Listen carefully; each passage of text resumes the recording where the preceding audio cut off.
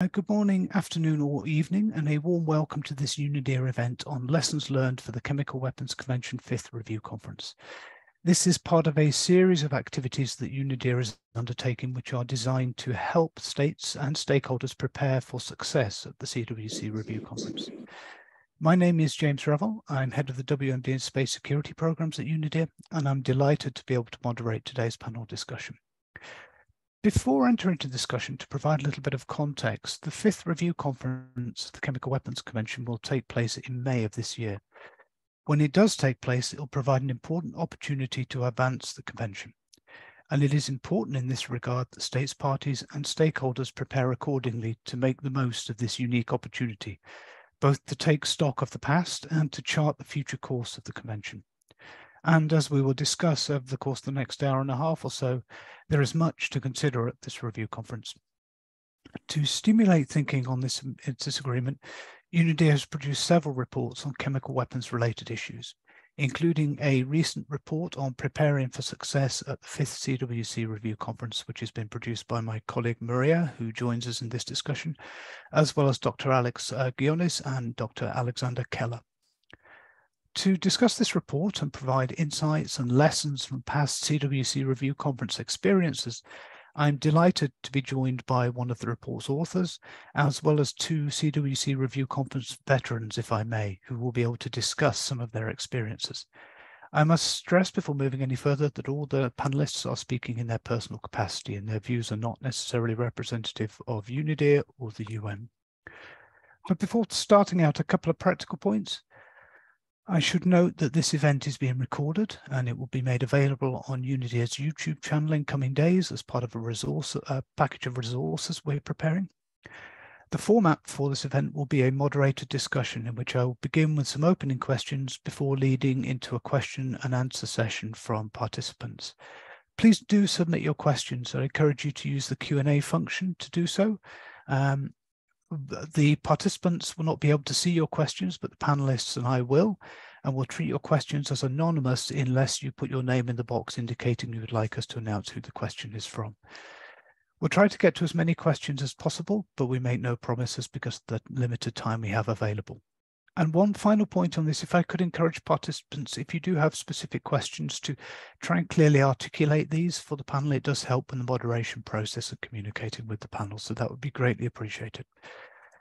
So if I may move now to our panel.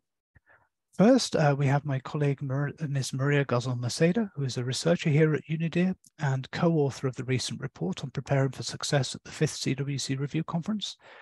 Maria also has 10 years experience working in the Argentine Ministry of Foreign Affairs, including on CWC implementation issues.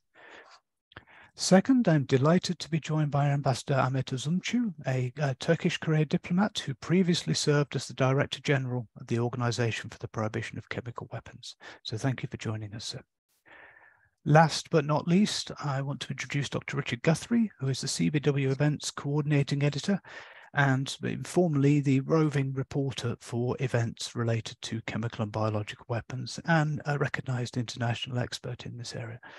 Thank you all for taking the time from your schedules to join for this meeting. It's very much appreciated. So without further ado, I want to now begin the discussion with the first set of questions, and perhaps I can start with a sort of scene setting session. So I'd be interested to get your views on the context and the issues that are likely to emerge at the review conference. And perhaps, Maria, I can start off with you, as this is something which the report touches upon. And please, the floor is yours. Thank you, Jamie, and thanks as well to the other panelists for joining us. I feel very humbled being here with you. So yes, as you mentioned, in this report, co-authored by Alex Guionis and Alexander Keller, sort of a resource for delegates and other people who might come in with this topic. We highlight some of the context and some of the issues that are likely to emerge. So first of all, the geostrategic context, I think we are all very aware of this.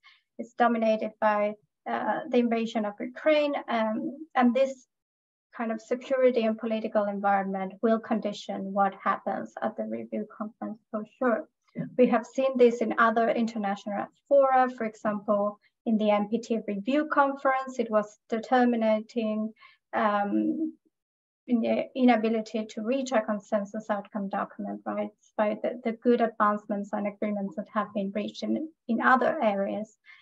But also, on the other hand, more recently, during the Biological Weapons Convention Review Conference, the results showed, in the words of Antonio Guterres, a glimmer of hope in an overall bleak international security environment. So being able to achieve a final document that was less than what many hoped, but certainly more than what many expected also. So we'll see how this plays. I guess for those of us working in multilateral disarmament, you have to keep your hopes up. If not, why bother, right? But also, as part of this context, we also have the issue of the use of chemical weapons in Syria and other parts over the past decade or so. So the Syrian case in particular has been divisive and raises questions on what do we do to prevent the chemical weapons use, but also around verification, compliance, and accountability. So as you may know, the situation resulted in new tools for fact-finding and also in investigating and allocating responsibility. The IIT, the Investigation and Identification Team, which exists since the 2018. So this will be a topic for certain regarding if and how the verification work of the organization has to be adjusted, has to evolve. And in that regard, there's also the related issue that has been growing in salience in the last decades of acknowledging the threat of hostile non-state actors, so chemical terrorism, and the need to prevent this and ensure that the organization remains ready to respond. There are also other elements to the verification system, which work will need to be continued on. So there's an important context here. We're reaching the end of the destruction of all of the declared chemical weapons stockpiles towards the end of the year, when the US finishes their destruction activities. So certainly this is not a new issue, but still needs to be addressed fully, right? Of the issue of the functional rebalancing of the organization and how you keep the people or the skills to ensure that the technical secretariat retains the expertise on chemical weapons and on their destruction. This is relevant in a number of cases, for example, the abandoned weapons that may continue to pop up, or if you want also more optimistically, in the case that any other state agrees to join the convention and has to disarm. And lastly, we also have the industry verification regime, which will continue to be implemented, of course, and how this needs to be adapted to the changes and advancements in the chemical industry in general, and also in science and technology to keep fit for those new trends, for those new demands, for those new scenarios. In that regard as well, we also have kind of the context that's always there of the advancements in science and technology. Of course, this is at the heart of the CWC. There is a large component on reviewing science and technology, both before and during the conference, right? So here we have to think about the dual use aspects of science and technology, of SMT. That present potential challenges to the regime. Particularly, it's interesting to think about the convergence of chemistry and other fields such as artificial intelligence, for example. But also, on the other hand, the opportunities that could help perhaps strengthen the CWC regime and its verification regime. So there's those two sides of the coin on this particular issue. Then I think I would like to mention also some of the international cooperation and assistance issues. There is a lot of controversy, but it's important to point out, and it's worth emphasizing, that the bulk of work of the OPCW on these issues is kind of routine, and there's a lot of work, and it's important that this is not forgotten amidst the controversies. International cooperation or under Article 10 is kind of that bargain of the renunciation of chemical weapons, but also in a way that it doesn't hurt and actually facilitates the use of chemistry for peaceful purposes. There are some historical issues with this, particularly a portion of states sustaining that controls on strategic trade and materials go against the spirit of international cooperation. But then there are also other aspects related to this. So for example, national implementation of the convention. There's still quite a few significant gaps on this, particularly regarding the states that have not yet implemented legislation in place. But also afterwards, the national implementation requirements, like yearly declarations that states have to make. So then providing for assistance and protection under Article 10 and international cooperation under Article 11 is, I think these are topics that will come up at the review conference, and it's good for the states to provide strategic guidance, sort of a push on this issue. I think that's it for now. I'll hand over back to you, Jamie, but there's a lot to unpack there. Thank you, Maria, and indeed, thank you for setting the scene. As you say, there's a lot to unpack. I should also add that glimmers of hope are always welcome in these discussions, so thank you for raising that as well. Now, perhaps I can turn to you, Amit, next for sort of your response and your views on the context and the issues that are likely to emerge, and the floor is yours, sir. Thank you, Jamie, and I wish to thank also the UNIDIR for organizing this event. I believe that it's very useful in preparation of the review conference, which is going to be held in May. And as to the agenda, I think Maria covered almost all issues. I will pick up a few of them. I think that the review conferences are really opportunities for taking stock of what happened during the previous 5 years, consolidate them, and also look to the future. So, and setting somehow the future agenda of the organization. I recognize that the current geostrategic environment is probably not really opportune for setting the future, but nevertheless, a serious efforts must be made to do it. I believe that the completion of destruction of existing stockpiles, declared stockpiles by member states, is a very important,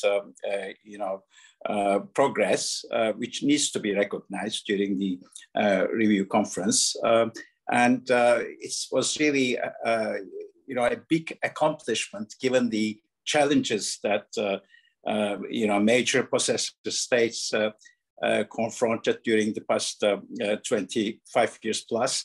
I visited several, destruction facilities, both in Russia and the United States.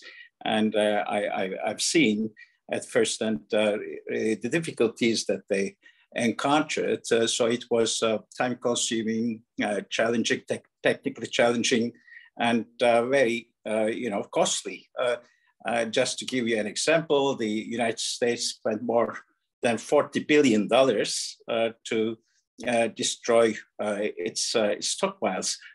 We don't know how much the Russian Federation spent, but also this should be a big amount, and they received some financial aid at the initial stage from Western countries after the collapse of the Soviet Union.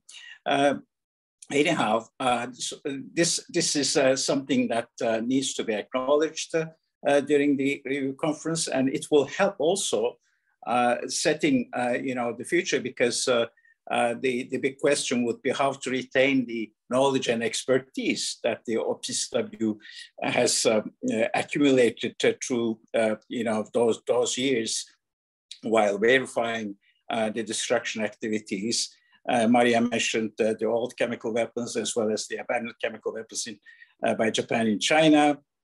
But there are also 4 countries which are not yet members, but at least we know that one of them, North Korea, is suspected to have, quite significant stocks of chemical weapons.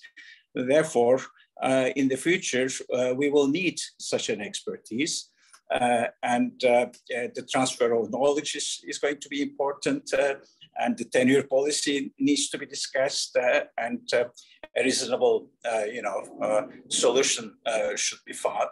But the transfer of knowledge is really key to be ensured within the technical secretariat. And now, of course, we have faced the challenges in Syria, and they have been used elsewhere too.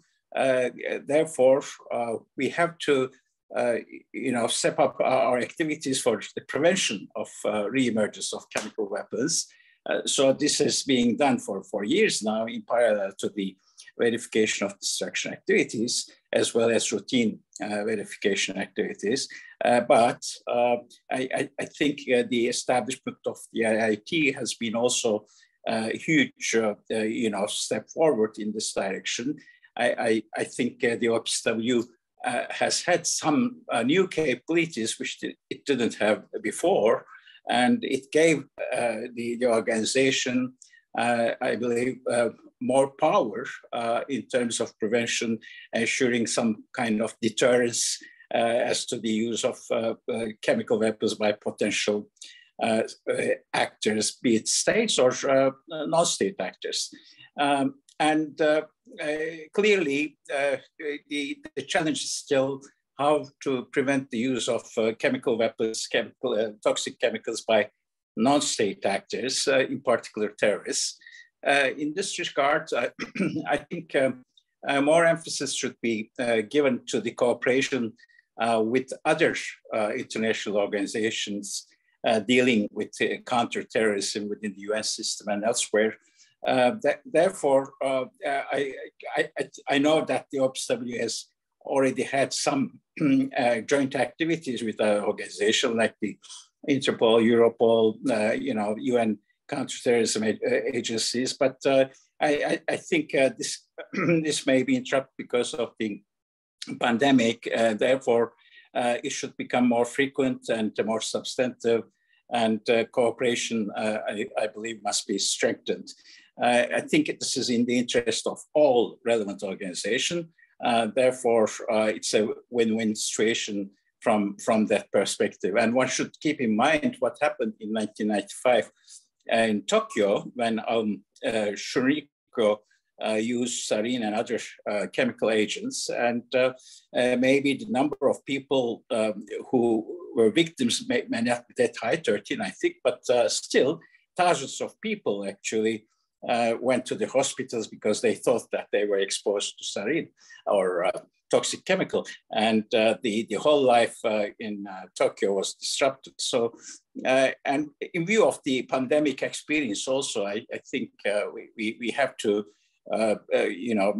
take every possible measure to, prevent such uses which may significantly disrupt the daily lives of our societies.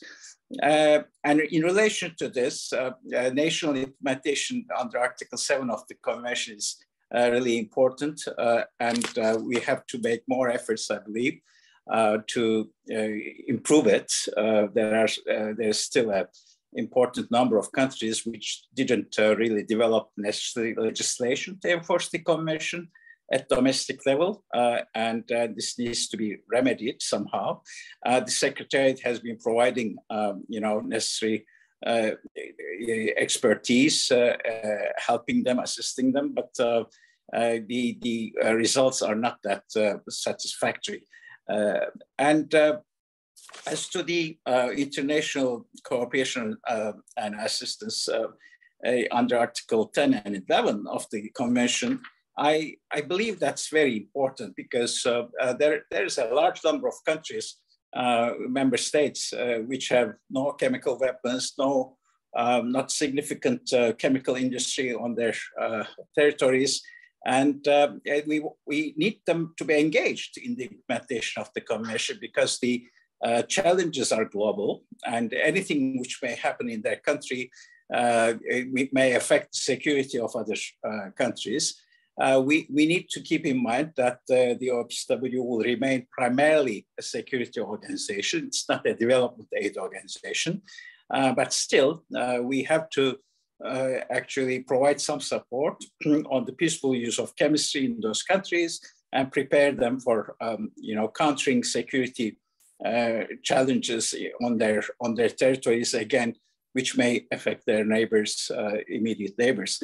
And on scientific and technological developments, the OPCW actually is fortunate to have a board which follows regularly the developments in this area. And SAB has provided, I believe, its report, and the Director General will react to it. I think that the developments, in this area have become much more important than before for arms control and disarmament. And this needs to be taken into account, especially in the verification domain. And I think that it will be done. Finally, on the ChemTech Center, this is a project that I had the privilege to initiate while I was the DG during my last few months at the OPCW. I'm very pleased to see that much progress has been done in this respect. The building is ready. I understand that the OPCW laboratory in Rijswijk has moved into the new facilities. And this is very important in terms of capabilities for the organization, because it will provide new opportunities for research, but also for capacity building. And it will receive, I'm sure, several experts from member states who will be trained in this facilities, and that will obviously help the member states, but also I think it will contribute significantly to the security, peace and security globally. So I'll stop here, Jamie, and of course I'm pleased to answer questions if there are any. Thank you. Thank you very much, sir. It was a really rich overview. I also suspect that points you raise on time-consuming, technically challenging and costly may be applicable to many of the points that you raised around knowledge retention, IO cooperation, ICA, and various other acronyms. But thank you very much. Now, I'll encourage people, if you would like to submit questions, please do use the Q&A function. I notice we are getting some, but they are most welcome. But before we get to those, Dr. Guthrie, perhaps I can turn to you. Richard, the floor is yours for the same question on context and issues. Thank you very much. And first, I must sort of say apologies. I'm going to have to leave early. I have another commitment at the top of the hour, which is rare in past experience of Zooms. I've actually got to attend the next one in person, which means I've got to jump in the car. Thank you for my two panelists for giving a very useful overview. And so rather than take up a lot of time, I'll drill down to some specific points, but that doesn't mean I don't see the significance of the points raised by my colleagues. I think that the thing we really need to focus on within the context of the review conference is its strategic purpose. This has been mentioned already. It's about giving strategic direction for the convention, and it's also to review what has happened. But it also needs to be understood that even if the review conference doesn't come to a specific conclusion, that does not mean the member states of the OPCW haven't collectively in the broadest sense, had some idea of the direction the organization is moving. Of course, a consensus document is the best thing that could come out for clarity, but that the lack of one does not represent failure. So I think the key thing before I get to some specific issues is to remember the two elements of review. A review conference has two parts to its review process. One is the actual review of the convention, and the second is putting it down on paper in a document that everybody agrees to, or hopefully everybody agrees to. Now, I would argue that actually the process of review has happened already, or most of its work has already been done. There's the open-ended working group. There are many member states that have contributed towards the work of that. So the operations of the convention have been thoroughly reviewed by open in a process to representatives of all member states of the OPCW.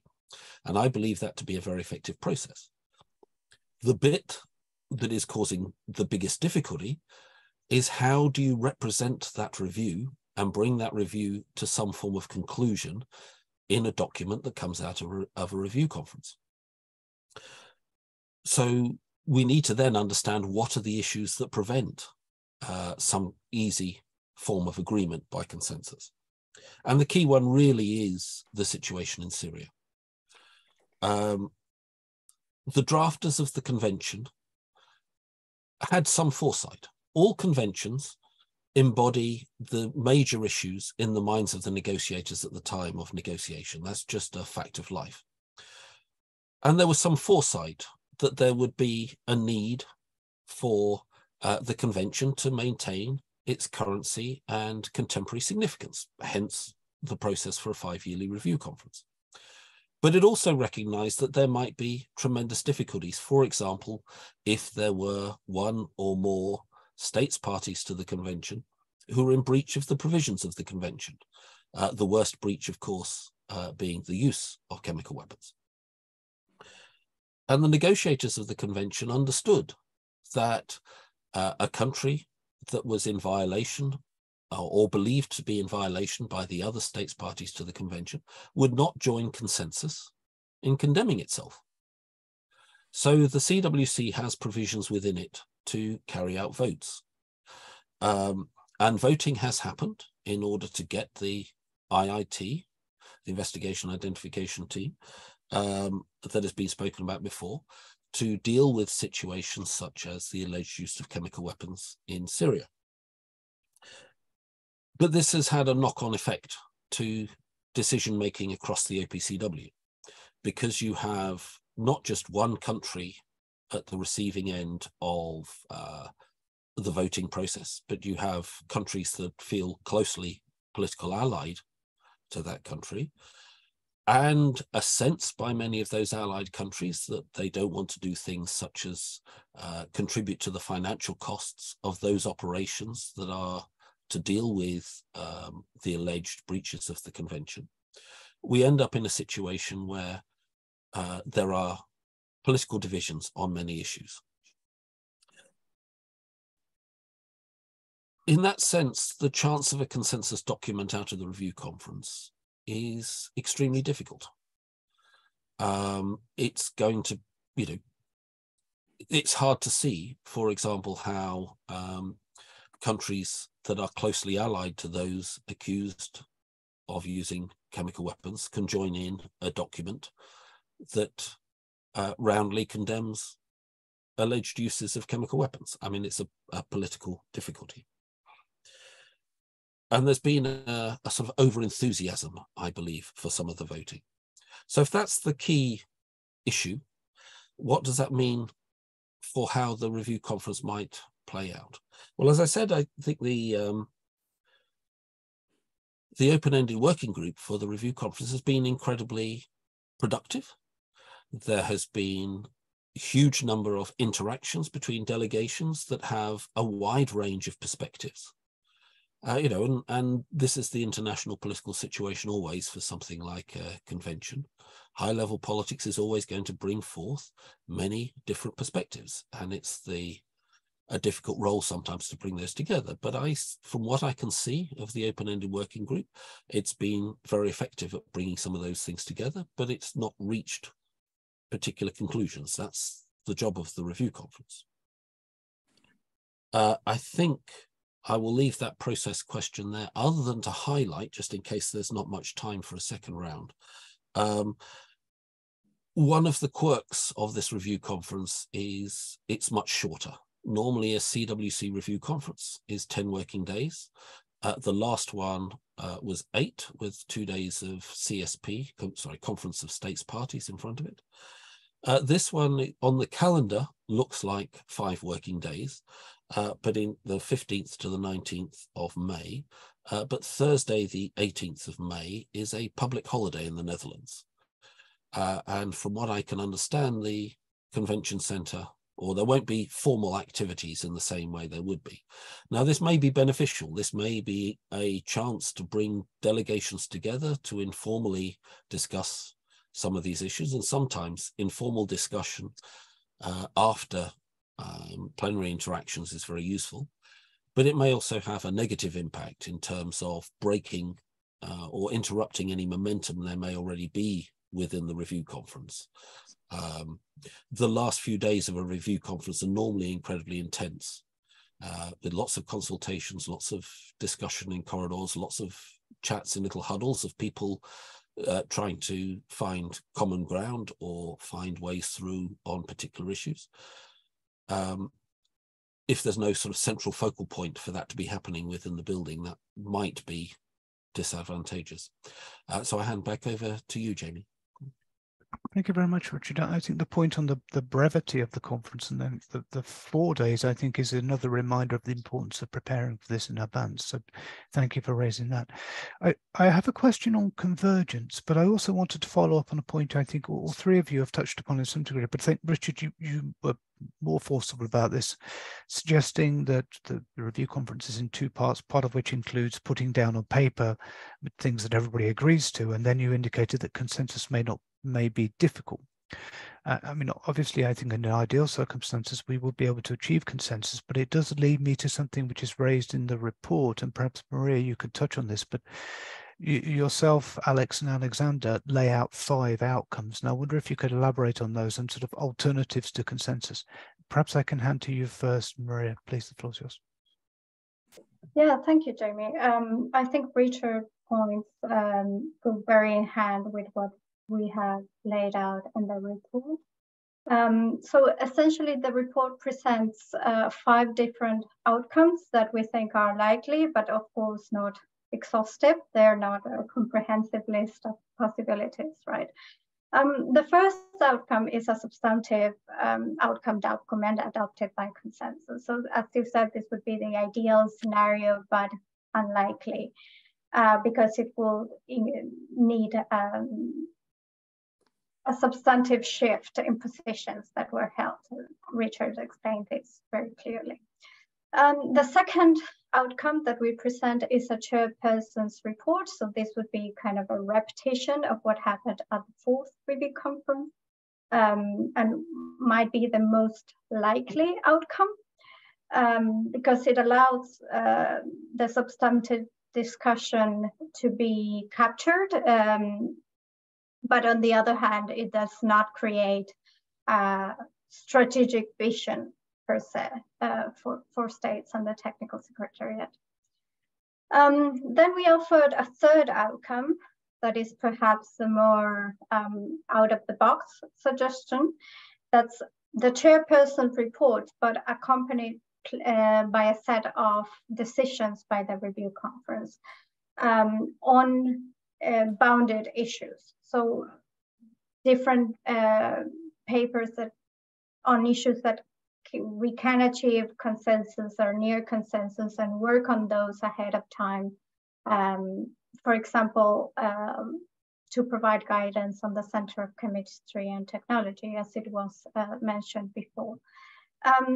So this will require some flexibility and thinking outside the box for states bodies, but it might be a good way forward if we are looking into some sort of success in terms of providing strategic guidance on certain issues. And then the other 2 outcomes are first, an outcome document adopted by consensus, but that is very much watered down. So the language of the report would have to be weakened substantially for this to happen, kind of seeking the lowest common denominator, right? And many might say, right, is this really helpful? And then the fifth potential outcome that we lay out is a substantive document, but that is adopted by voting. And Richard also touched upon this and the implications that that would have politically for the organization and for many states bodies. I think that there is a word of caution of many delegations for this outcome. I'll leave it to that, presenting the outcomes of the report, but welcome any other ideas as well. Thanks, Maria. I'd be really interested to get the thoughts of other panelists as to the feasibility, particularly the third outcome raised and what this would entail in terms of preparation. I'm conscious, Richard, of the time that you have to leave, so perhaps if I could ask you to go first. And in addition, if I may exploit giving you the floor and ask you to provide any recommendations or advice for delegates for the review conference, given your significant experience. Please, Richard, the floor is yours. Thank you. Yes, experience, that doesn't necessarily mean learning. Yes, for those not aware, I try and produce daily reports from as many of the significant meetings as possible. And if you hunt around the CBW events website, you'll see reports from the BWC and CWC, but I do more from the BWC, but from CWC Review Conferences. Yes, I'll get to that in a second, Jamie. I mean, I think in terms of those different outcomes, a key aspects have been summed up there by Maria is, the difference in, a key thing is the difference in the quality and the significance of what some of those outcomes mean in terms of the value of the documents. I think the other thing that needs people being aware of who are perhaps not familiar with the differences between the different conventions is that some other international instruments require a document out of their conferences in order for operations to continue. So, for example, the BWC Review Conference at the end of last year required there to be a document to keep the small secretariat, the implementation support unit, going. And that creates a tremendous pressure for a consensus document with as little substance in as possible, if you've got people agreeing with any parts of the substance, because there's this desperate need just to keep future meetings going, because there's no legal basis for another set of meetings. There's no legal basis for the implementation support unit unless there is a document from the review conference, because that creates the legal power. For the CWC, if the review conference on the 19th of May fails to reach an agreement, then on Monday, whatever it is, the 22nd of May, the inspectors are still going out to facilities. The OPCW still exists. There is still a budget. So there is a difference in quality as to what a review conference document means from the different conventions. I would suggest that a very, very weak consensus document out of the CWC would be tremendously disadvantageous because it wouldn't embody a lot of the key things would have been knocked out of it in order to get consensus. And I think something by voting would be disastrous. Again, it would disempower certain aspects of the convention, which is a little bit difficult to get through here. But it would also set a very dangerous precedent. And you can think of other conventions. The Non-Proliferation Treaty would be one, where you also get a consistent split between groups of states parties. And if you start getting an acceptability of voting on policy documents at review conferences, then I think we'll end up with a lot of other political processes ending up being split across separate groups. And that won't necessarily help international security as a whole. I mean, in terms of recommendations for people attending, I mean, one of the difficulties with a lot of these issues is there are many people who are on, say, a 3 or 4 year rotation from their countries, and it can be quite difficult to get to know people in the conventions that are based in Geneva. There is a tremendous advantage where people often meet each other. There's a lot of commonality of those disarmament delegations. In The Hague, a lot of the big delegation or big members of the delegations to The Hague are there for a bilateral process in relation to the Netherlands, and often it's a relatively junior individual who has a focus on the OPCW, and often other international organizations based in The Hague.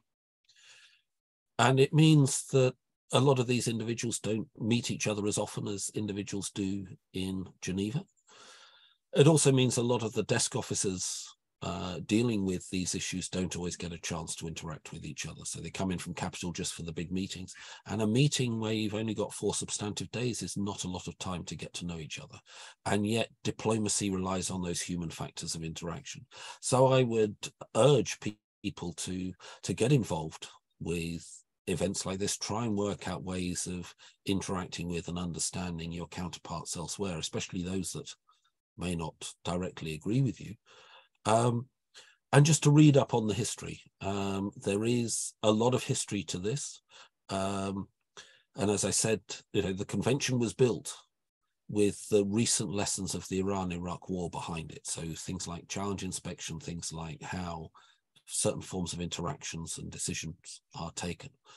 But the world has moved on. Now, that makes it very difficult to do things like amend the convention, because everybody has to ratify any amendment, and that becomes difficult. But the processes of things like the review conference, of bringing people together to allow them to see how the changing context is and try and lead to the gaining traction on dealing with the problems of chemical weapons. And then the last thing is to support the moral authority of the OPCW itself. And I would say the moral authority of the role of the Director General. The OPCW is the embodiment of the aspiration that most countries in the world have been so explicit on pursuing for a chemical weapon-free world. And there are sometimes in things like review conferences, we get bogged down in little legal and procedural arguments without necessarily viewing the big picture, which is the Chemical Weapons Convention has been a major achievement to bring forth this aspiration for a chemical weapons-free world. No country in the world now turns around and says openly, we have chemical weapons, apart from, a country destroying the remnants of which it has said are a terrible thing to have had. I think there's tremendous achievement overall in the world.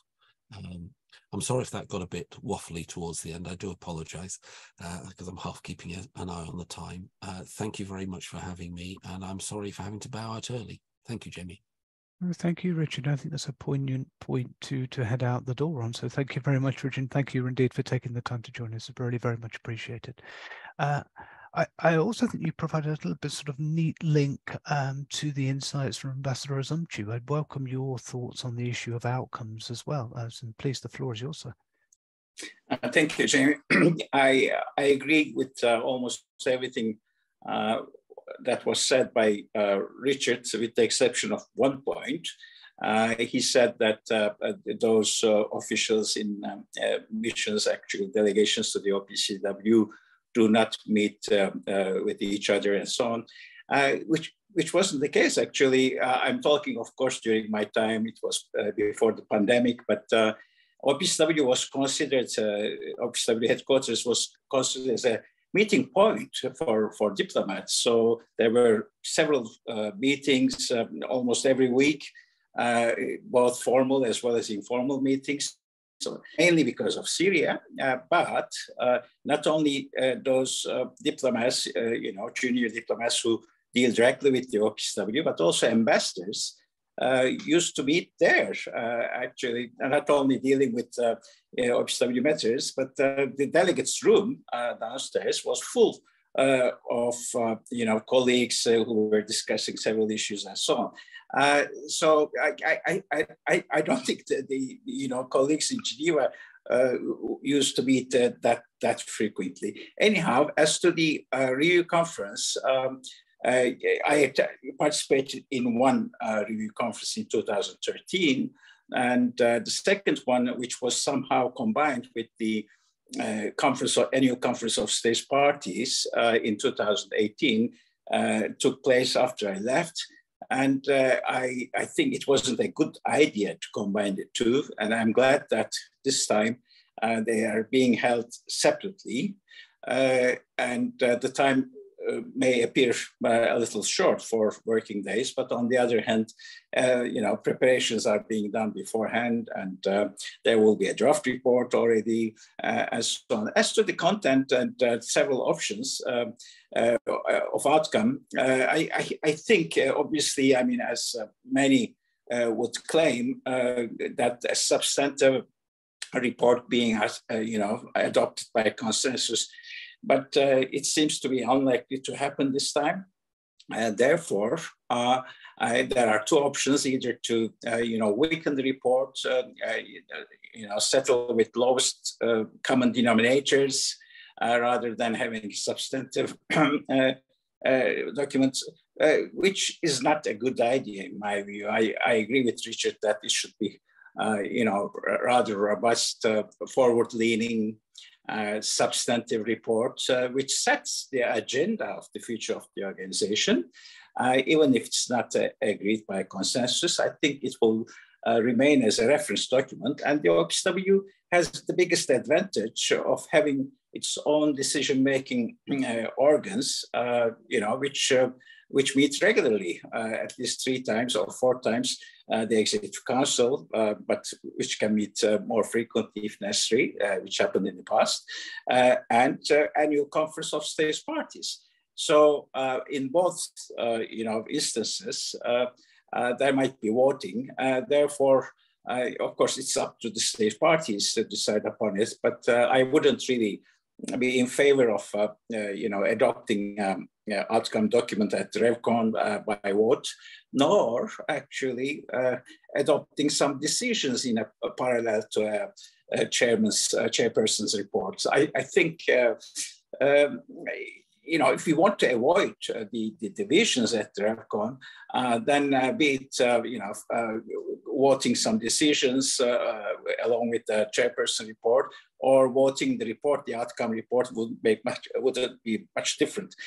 Therefore, my recommendation would be to have a substantive report, perhaps by the chairperson, which could, in the future, states parties who are willing in groups or individually to pick up some recommendations and turn them into decisions when the time will be opportune by the Executive Council or the annual Conference of States Parties. Right, thank you, Ambassador. I'll certainly also be sure to let Richard know of your point of disagreement. I'm sure he'll follow up on that separately. But thank you. We have a question, a couple of questions have come in, so thank you for sending those. The first question links to chemical and biological convergence, and there is a specific question for you, Ambassador, here on lack of verification regime related to the Biological Weapons Convention, and whether you have views on this matter. If on the BWC, we've covered quite a lot, including several reports, but I do want to give you the chance to discuss that and discuss the issue of convergence and science and technology. And Maria, I don't know whether you would like to pick up on this as well, but the floor is open to either of you should you wish. Maria, perhaps you want to go ahead? Or please, Ambassador, the floor is yours. Okay. So indeed, the Biological Weapons Convention doesn't have a verification regime, and I think it's unfortunate. There have been some attempts in the past which didn't succeed. Now the last RevCon actually adopted a document according to which there will be a working group which will also work on institutional issues. I hope that the verification aspects will be addressed and hopefully a satisfactory outcome will be seen. But there are difficulties in the biological field. As to the convergence, let me put, there are overlaps already between the BWC and Chemical Weapons Convention, as you know, in regard to toxins. But there are, I believe that there are wider convergences between the two regimes, and this issue has been addressed by the Spitz Laboratory in Switzerland, and they produced several reports, very useful ones. It looks rather technical. It is technical, I must say, but it's also political in one, in one direction, because after all, the decision makers will have to adopt or will have to agree on those convergences and draw from the experience of the OPCW and apply them mutatis mutandis in the BWC regime. This interaction actually between different regimes has been lacking, to my regret, for years, decades. I think BWC has a lot to learn and adapt from the OPCW's experience, and perhaps also the safeguard regime of the IAEA too. Therefore, I would encourage, in fact, experts who are dealing with both regimes back in the capitals to look at these issues more closely from a convergence point of view, and experiences in the OPCW, what can be drawn and what can be applied in the BWC regime and so on. So that's something obviously very important. Thank you. I want to thank the colleague who asked the question. Thank you, sir. The Spiez laboratory reports do actually include a policy, sort of accessible policy section, if I recall correctly as well. But if I could turn to you, Maria, Ambassador Assumption mentioned the BWC learning from the OPCW experience, and I know the recent SAB report on for the review conference touches upon this. Could you elaborate on that a little bit? And perhaps Sarah, our producer, could you put a link to this in the chat? That'd be very helpful. Maria, the floor is yours. Yeah, so thank you, Jamie. As part of the process leading up to the review conference, the Scientific Advisory Board develops and presents this report on reviewing science and technology, right? And it's very interesting because, as I said before, it reviews the challenges of new technology, but also the opportunities. So regarding challenges, I mentioned the convergence with artificial intelligence, for example, how this could help identify new warfare agents more easily, for example, or how to synthesize agents circumventing export control regimes, etc. They also mentioned uncrewed aerial systems as one potential challenge. So for example, those that are designed for agricultural purposes could be also used as a new delivery system for chemical agents, chemical weapons. So there are a lot of interesting things there, but also all of the exciting opportunities as well as the risk that could potentially strengthen the regime. So sampling techniques that could help in investigations or new forms of satellite or drone surveillance that could help in the verification. Also sensing technologies that could provide an alert to the presence of these chemicals. So all of those things that also, as I said before, the dual use capabilities of many of these technologies and agents. I think it's also interesting, the report touches upon the drivers of change in chemistry in general. And they mention in particular green chemistry and digitalization as two driving factors, that are currently transforming the chemical industry as we know it. So again, a lot of things there. It's also interesting that the SAB report has different parts. So there's the whole analysis, but there's also a part that is more focused on converting all of this information for the consumption of policy audiences, which is, I think, very helpful. Yeah, that's the overall gist of it. But I think that also following following up on what the ambassador said, the temporary working group of the Scientific Advisory Board on the analysis of the biotoxins, that has been very helpful in aligning both regimes and sort of how can the OPCW develop its capacity in toxins, and because as you know, biotoxins fall within the scope of both conventions. So some of them have been weaponized, some of them have a lot of commercial or scientific use. So that is very interesting. It's not only about reviewing science and technology and identifying which capabilities might be useful for the organization, but also what measures could be taken to facilitate cooperation between the OPCW and other organizations in this regard. And I think that speaks to the question or to the challenge that was raised. Okay.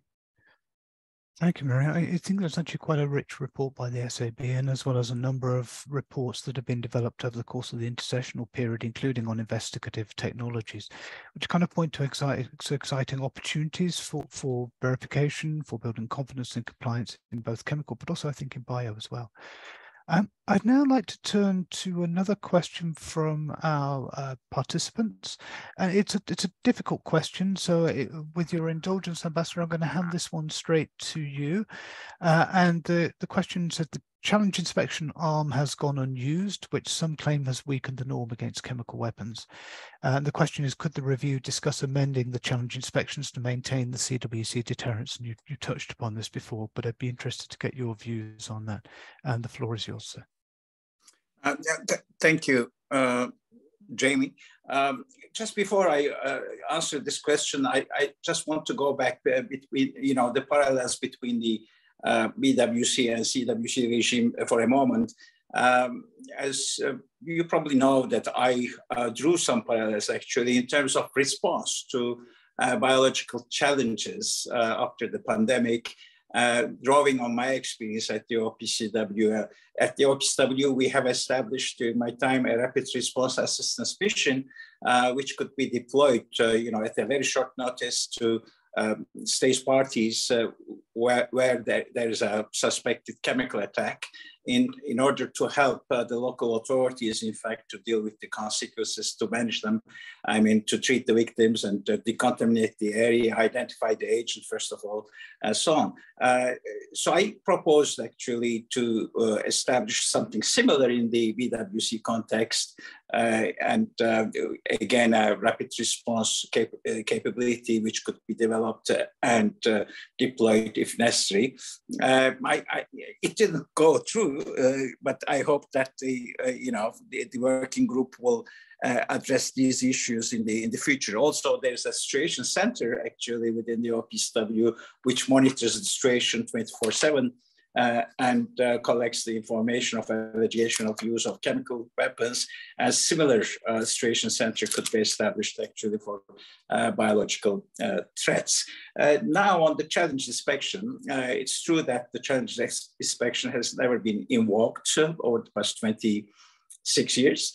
And but the Secretary and Director General was tasked, in fact, to deploy again at a short notice a challenge inspection team of experts, and for this exercises are being held. A team of experts is ready to be deployed anytime, any given time, while there's a request by state party. So Director General cannot act on his or her own. There needs to be a request by a state party, and no state party has asked for it actually during our when there were allegations of use in Syria.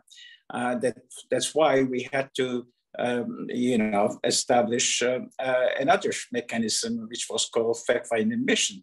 And the fact-finding mission, I should remind that it wasn't established based on a decision by a policy-making organ of the or decision-making organ of the OPCW, but it was established by the Director General, myself, in consultation with the Syrian authorities, Syrian government. So we had developed the terms of reference for the FFM, which was adopted by the Syrian government as well, and on the basis of which actually we deployed a team of experts, the fact-finding mission to Damascus in spring 2014, which came under attack, unfortunately. Anyhow, the challenge inspection, for reasons that are not very clear to me, was never invoked, and I don't think that it will happen, in the near future. So fortunately, we had this, I should say, creative ways to fill the gap. And the IIT, I believe, it's a very important mechanism for the organization, which fills to a large extent the gap of challenge inspection. I think the challenge inspection mechanism must be, kept within the convention, and this option should always be there. There are obviously some concerns about its abuse for political reasons. And, some, I don't know whether it's true or not, but some non-state parties, actually, we are talking about 4 countries, are worried apparently about possible misuse of the challenge inspection once they become members. So this kind of concerns also must be, removed through consultations. Definitely, its misuse must be prevented.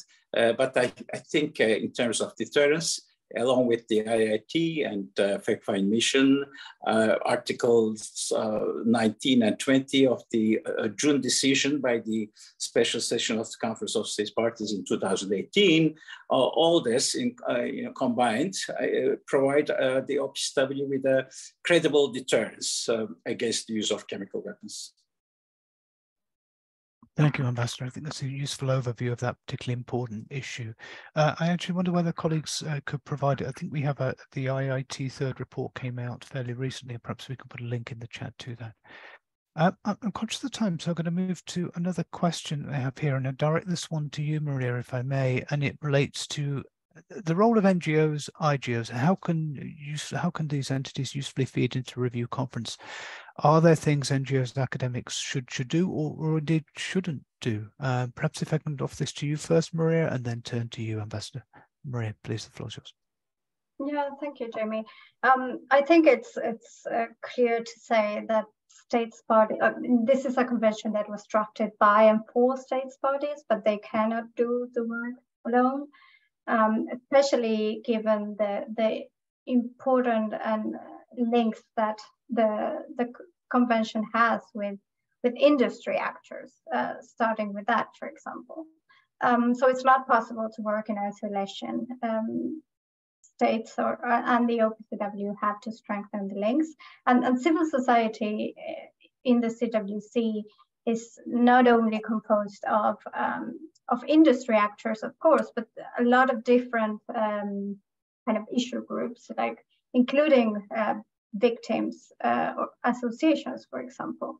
And as you said, as well, academics and scientists, among others.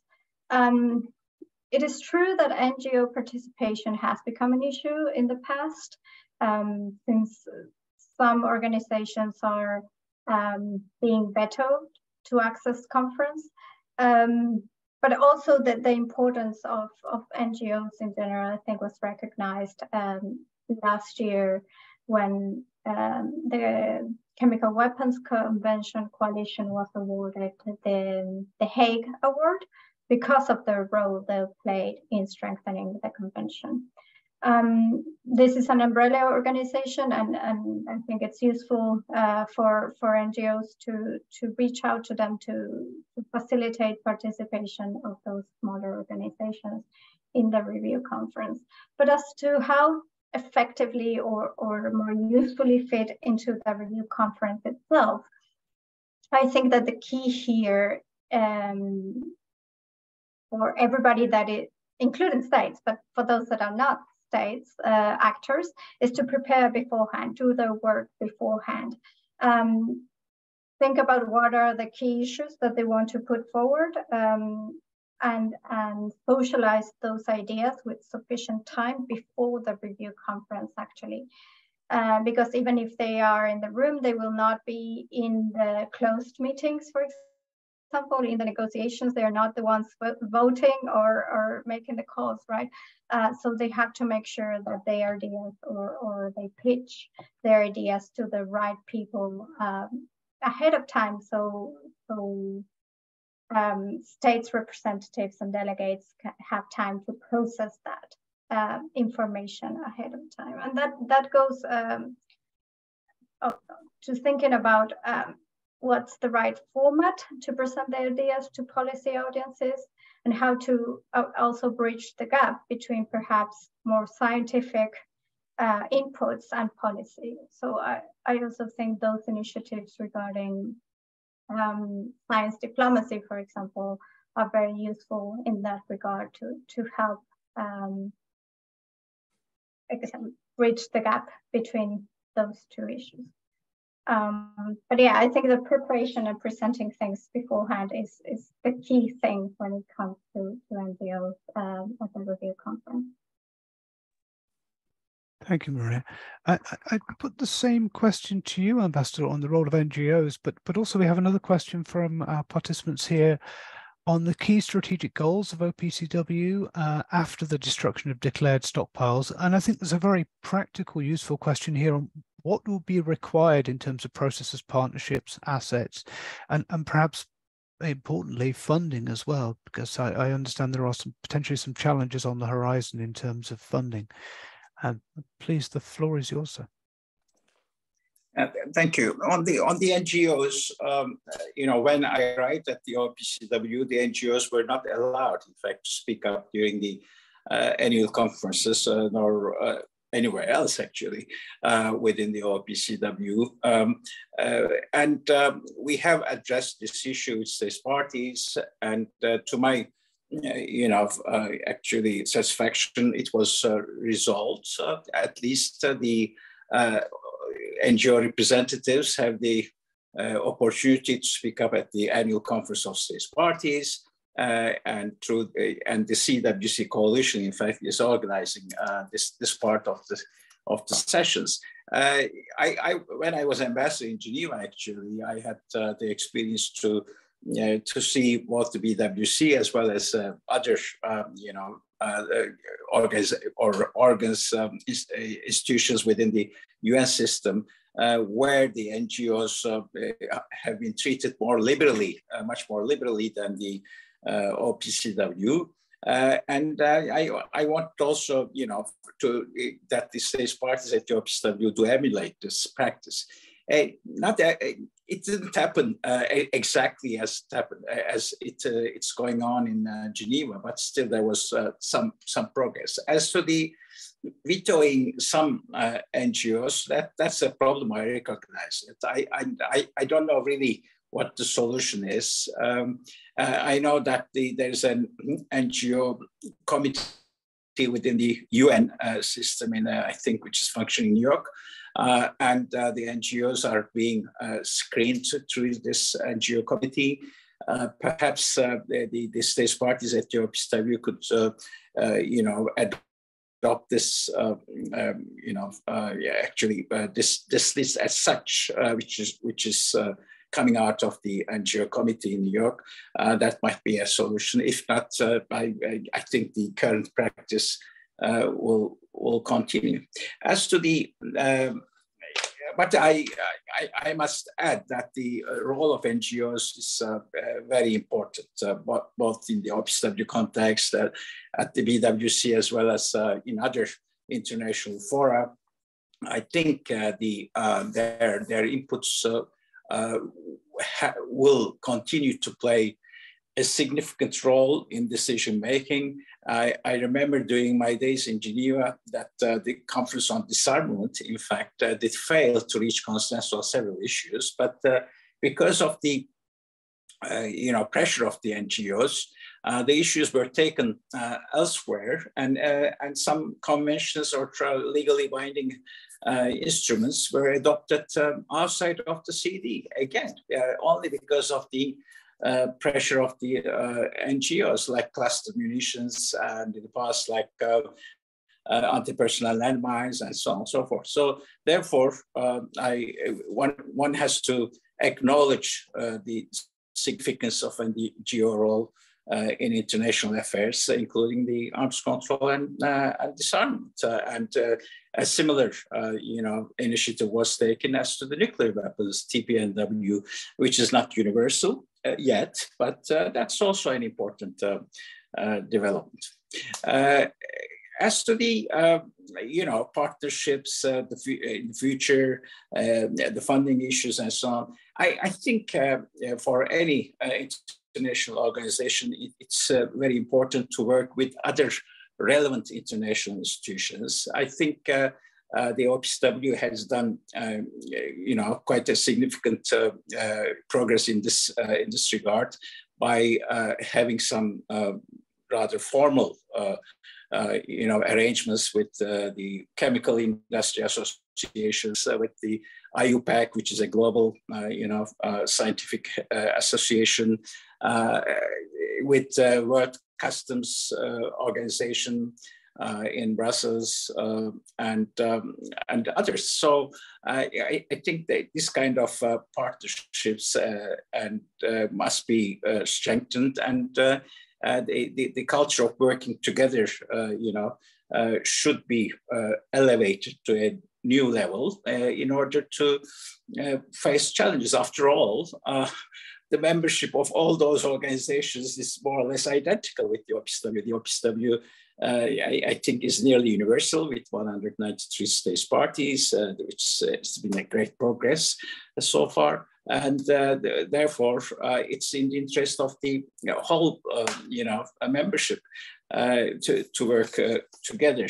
And this will also help avoid duplications, save resources and complement each other. And as to the key strategic goals, I think, I mentioned it briefly, but I should perhaps develop on it. The routine verification mechanism must be, reviewed in consultation with the chemical industry. The chemical industry has been very cooperative with the OPCW while, running these inspections, which are very short. They are not intrusive, but they help ensure an order and discipline within the chemical industry. And it helps the states parties, after all, because an independent international organization sending its inspectors to those facilities will help, in fact, to raise awareness within these countries in relevant fields, and also take necessary measures if there are risks of diversion or security measures are not in place, and so on. Therefore, in consultation with the global chemical industry, the scope of these inspections could be a little expanded. And I would also advise, actually, the states parties within the OPCW consider increasing the number of routine inspections. During my time, actually, against the suggestions of several colleagues, I tried, and it was successful. We increased the number of Article 6 inspections by more than 10% to up to 241, which is a very odd number, but that was the result of our efforts. And many states parties did actually support it. So this number might be further increased, since there won't be any more, verification of destruction activities. There will be some, spare resources from this domain, which might be redirected to routine inspections. And in that regard, again, I would be rather against, this is a recommendation, of course. I'm not in a position of making decisions, but I don't think really the number of inspectors should be reduced, even if it's going to be reduced not significantly, but they could be employed as instructors in capacity building activities. They have tremendous experience in verification activities, and many of them are very good experts. So they can be employed for training activities, so on. As to the funding, that's an important issue. Without the necessary resources, really can't do much. I was fortunate, during my time that for instance, for the dismantlement of the Syrian chemical weapons program, actually we had to establish a trust fund at that time, and something rare, very rare happened. We had more money than we needed, and we did the work actually. Thanks to the efforts of our staff, a very effective job, and within 6 months, 90+% of the Syrian chemical weapons were destroyed outside of the country. They were taken outside of the country and destroyed in facilities. As to the Chemtech Center, I understand, a large number of states parties did contribute to trust fund, which is very good, not only because of the funding issues, but also because of the ownership. That means that a great number of states parties really own the organization. There's a sense of ownership among them, which is very strong, and they want the organization to be capable, strong enough, and continue to serve the interests of the whole membership. That's a very good sign, in my view, which should be, and this attitude, I hope, will be maintained in the future. As to the Tech Center, I read here and there that the running costs should be, done through the regular budgets, which I agree. But in parallel, obviously, there could be some voluntary contributions by state parties for specific projects which might be undertaken, because this is a large facility and it should be used. It must be used effectively, since a lot of resources were allocated to the construction of this facility. It must be used, and the necessary funding must be allocated too. But this is, I know that the funding issue does apply to any international organization. But on the other hand, I actually, not because, I was the DG there, but I should say that the OPCW is one of those international organizations, I believe. I worked in several of them, and with several of them during my diplomatic career. I think the financial resources, provided by the states parties at the OPCW have been used efficiently and effectively so far. Thank you very much. I think there's several really useful points you raised there. I think the point on capacity building amongst inspectors as well, it strikes me that's not knowledge that can necessarily easily be transferred as well, because it's really quite a specialist form of knowledge. I'm also really pleased you mentioned industry and the partnership that has been able to emerge between industry and OPCW. It seems important. Maria, I'll put the same question to you on issues of funding in particular, but also I'd add to that, what would you see as being what would success at the review conference look like? And please, the floor is yours, Maria. Thank you. Yeah, following up on the financial issue, I think that budget, it was mentioned before, was an issue because it was linked to the activities that are contested by some regarding verification activities, etc. But also, I think that from last year onwards, the organization began implementing a biennial budget, which is helpful, I think, but it's also a zero real growth budget, right? So I think, as the ambassador said, that there are challenges that are associated with every regime. So for example, inflation and how staff costs increase, but also delayed payments of the contributions, of the SS contributions by states bodies. So making sure that states meet their financial obligations fully is important.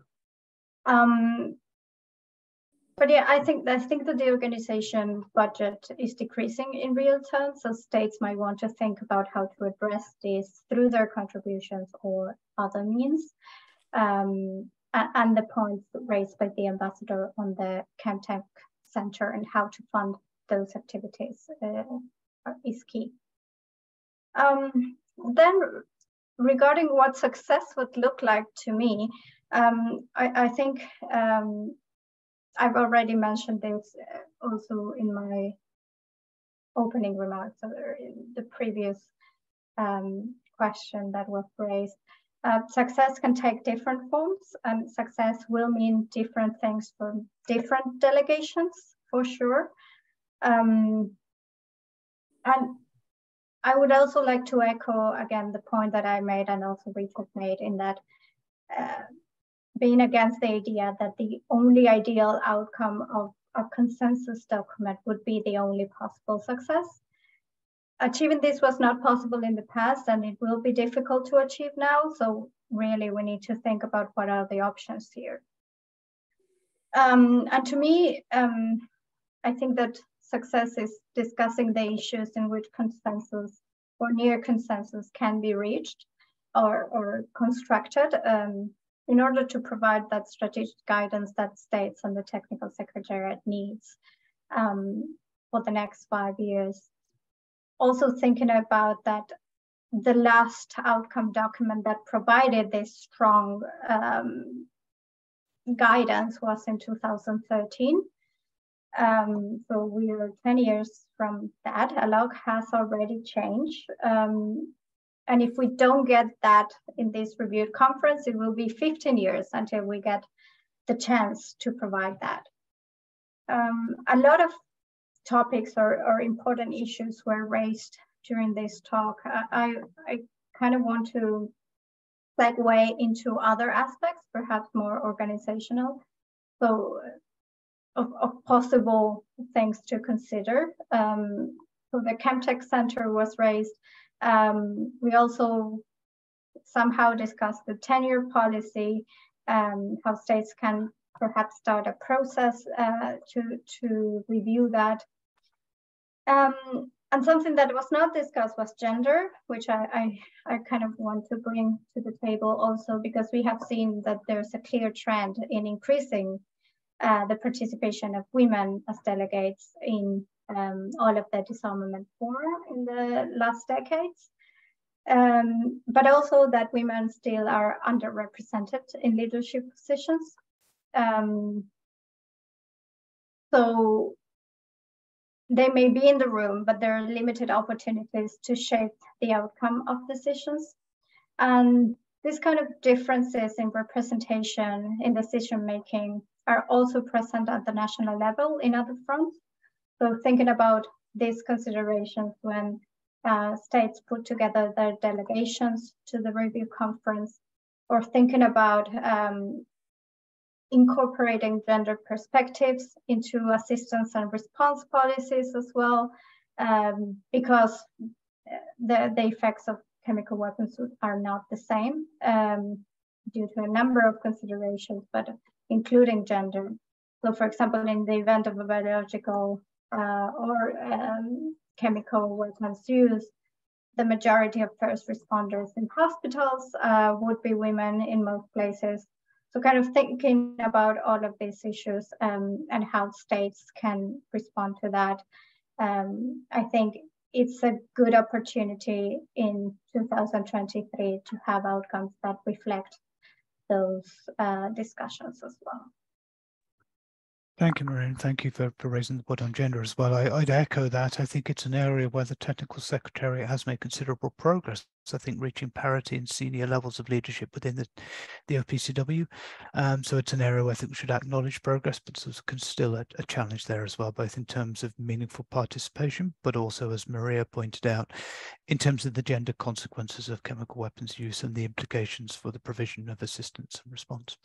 I'd like to now turn to both of you and give you the final word. And the question really is quite simply, what advice would you give to incoming delegates or office holders seeking to prepare for the CWC Review Conference? We touched upon this in several ways, but a chance for you to provide your final thoughts as well. And perhaps I can begin with you, Ambassador. The screen is yours, sir.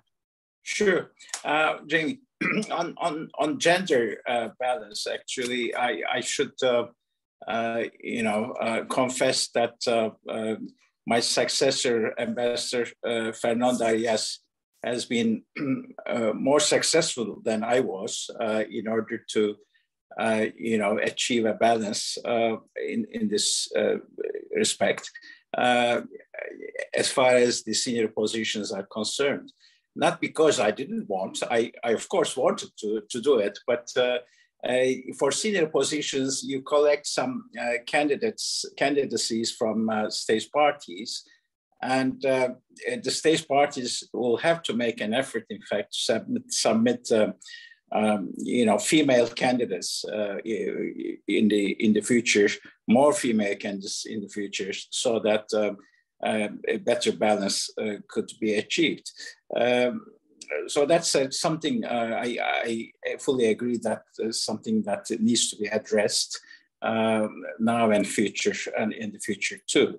As to some recommendations, perhaps advices to colleagues who are dealing with the OPCW in The Hague. Obviously, I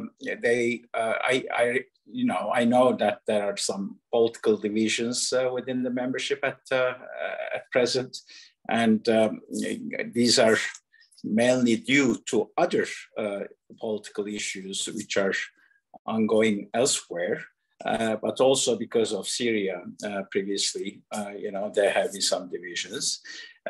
So that's not that really the ideal, situation for really thinking of the future of the organization, to have to agree and to reach a consensus on several issues. Therefore, I would recommend that they make an effort, in fact, to reconcile the differences to the extent it's possible, but without really, giving concessions on the substance of the matters, which could somehow weaken the organization. On the contrary, they should really think on creative, projects or proposals which would strengthen the CWC regime. And even if they are not agreed upon on this occasion, they should be kept somewhere and coming back to them in the future. Again, the strong, capable, credible CWC regime is in the interest of all state parties and actually of the whole world. So that's why when we, developed the motto of the organization in 2011, I guess, we, among other alternatives, we selected working together for a world free of chemical weapons, and we are not yet there. So not only there are suspected stocks, but there are several allegations of use which happened in the past few years and in the past 10 years. Therefore, the challenge is there. The challenge of non-state actors using chemical weapons is there. We have to be alert and capable again in countering such risks and threats. And this can only be made through the OPCW. And doing it through an international organization is easier and less costly than doing everything at national level. And anyhow, even if you take all necessary measures at national level, you may not be successful in preventing and encountering all these risks. Therefore, you need systematic, and well-arranged international cooperation, and this can be done through the OPCW. Thank you. Thank you, sir. I think that's an excellent point to conclude on. But Maria, recommendations from your side as well. Please, the floor is yours. Thank you, Jamie. So it's not going to be very imaginative, but I think the main recommendation is to prepare. As it was said, we have 5 or 4 days of review conference, which is less than we had before. So we need internal deliberations within states and consultations with all of the relevant stakeholders within each country to happen in order to set up the national positions and make sure representatives are up to date on all of the matters and ready to have those discussions. But also, of course, deliberation consultations between states. And here I think that it's very important for office holders to ensure or to strive for an open and inclusive process that facilitates all voices of all states' bodies to be heard, and for everybody to be aware of the state of the art, let's say, in the conversations. So make use of all of the opportunities available to meet, create new ones as well, both within and outside the organization. I think that is very helpful. We learned that an ambassadorial retreat will take place, so that would be very helpful, I think.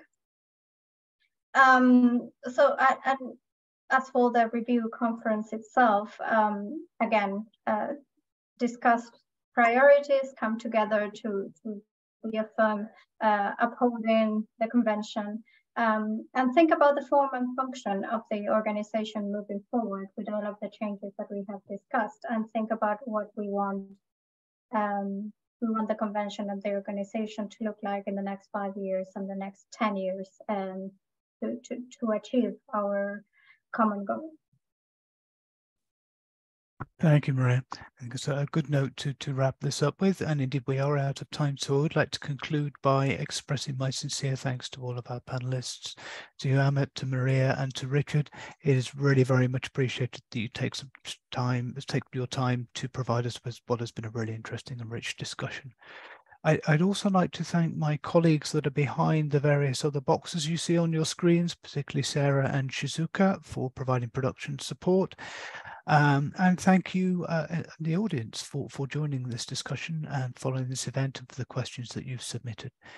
You will receive an email from UNIDIR requesting feedback. Alternatively, we do have a form that can be completed, and I think a link should be circulated in the chat to this. We do really appreciate feedback. It does help us sort of advance our events. So if you do have thoughts, please do let us know. It's really helpful. It's short and it's also anonymous. So yeah, please, if I could encourage you to do that.